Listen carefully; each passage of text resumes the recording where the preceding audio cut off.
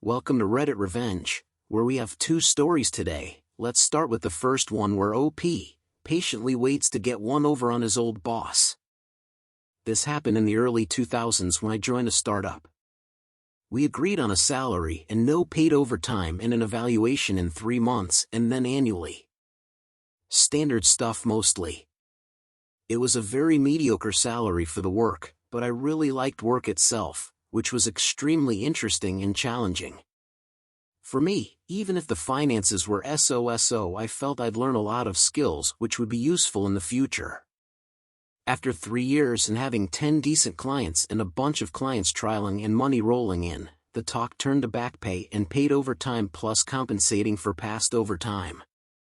At that point, around $50,000 in OT had been accrued, which is a lot. Legally it couldn't be back pay, so the talk was always of a discretionary bonus. Now at this point, everyone is okay with this, myself included. And this was discussed in writing, via company emails too, so I felt secure in that no bad will was in play. I felt the company should be able to afford the payment. Equally, I'd happily settle for equity at a discount, which is legally possible there, if cash flow was an issue. The discussions about back pay, possible equity, and now started to drag on, and I was getting irked by this. In the end, I was made an offer of equity which meant the company valuation was far beyond anything reasonable, in the hundreds of millions, and I'd get a minuscule stake, less than 0.01% of a company with 9 employees and a projected annual turnover of around 2 million. It was a FU of sorts to stiff me out of money, and I didn't want to take that lying down.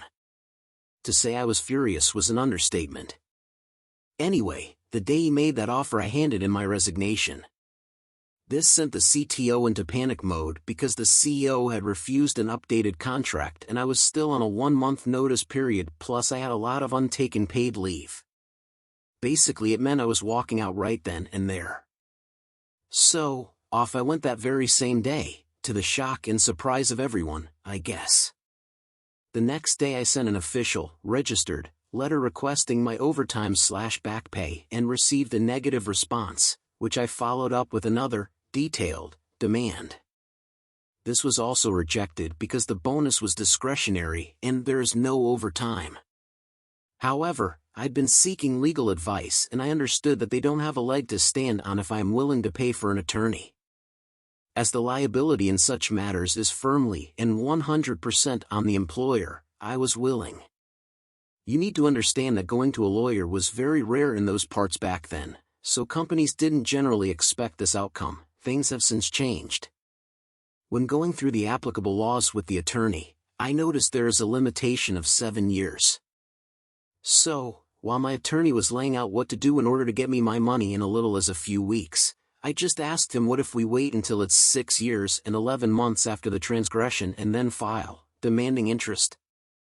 I wanted this because the law stated that back pay is due at a 9% APR above the base rate, 3.25% at that time, accrued daily, for every day past the due date. We're looking at 12-12.5% compound daily April. The risk is that the company folds in that time, but I decided to take that risk. I sent one final letter stating that I expect all the owed and accrued amounts to date to be paid immediately. Of course, nothing happened. For the next few years life rolled on. The company did grow and become a known player in the area. When the time came, I found an attorney and started the case. We had copies of all the communications, copies of the registered letters and responses.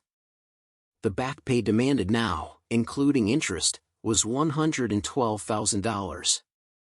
What I didn't know was that in addition to this that there are fixed penalties for each instruction to perform uncompensated overtime. The total demand was something like $135,000.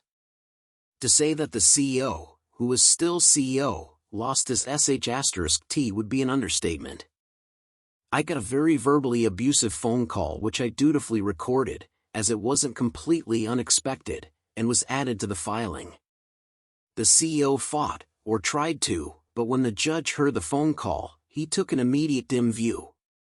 Reading through all the communication just put more nails in the defense's coffin. The judge just ruled and instructed the company to pay immediately and without delay, and also ordered the company to pay all my legal costs.